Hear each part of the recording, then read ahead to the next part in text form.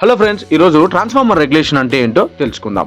ఈ వీడియోలోకి వెళ్లే ముందు మీరు చిన్న చేయాలి, అది సబ్స్క్రైబ్ చేసుకోవడం మాత్రం ఖచ్చితంగా మర్చిపోద్దండి, ఎందుకంటే నాకు ఎంకరేజ్మెంట్గా ఉంటుంది. ఓకే, టాపిక్లోకి వెళ్దాం. ట్రాన్స్ఫార్మర్లో వోల్టేజ్ రెగ్యులేషన్ అంటే నో లోడ్ కండిషన్లోని వోల్టేజ్ మరియు ఫుల్ లోడ్ కండిషన్లోని వోల్టేజ్ మధ్య తేడా ఏంటో మెజర్ చేసేదే అన్నమాట. ఎలా డిఫైన్ చేస్తారంటే వోల్టేజ్ రెగ్యులేషన్ అంటే no load voltage minus full load voltage by full load voltage into 100. అంటే ఫుల్ లోడ్లో కరెంట్ ఫ్లో అవుతున్నప్పుడు copper losses and leakage reactance వల్ల కలిగే వోల్టేజ్ కొంచెం డ్రాప్ అవుతుంది. అందుకే సెకండరీ వోల్టేజ్లో తగ్గిపోతుంది అనమాట. ఉదాహరణకి మన ఇంటి ట్రాన్స్ఫార్మర్లో 230 వోల్ట్స్ ఇస్తుంది అనుకుందాం. రాత్రి చాలా మంది పవర్ యూస్ చేస్తే వోల్టేజ్ డ్రాప్ 210కి పడిపోతుంది, రైట్? ఇదే వోల్టేజ్ ట్రాన్స్ఫార్మర్ రెగ్యులేషన్ అంటారు.